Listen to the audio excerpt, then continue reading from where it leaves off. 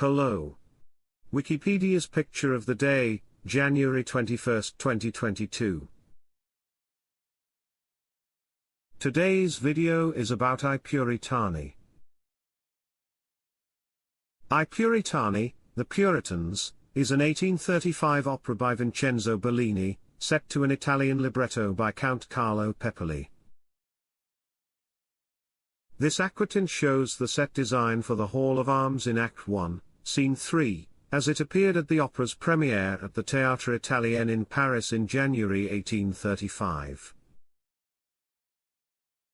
The opera was a great success, as Bellini reported to a friend. The French had all gone mad, there was such noise and such shouts that they themselves were astonished at being so carried away.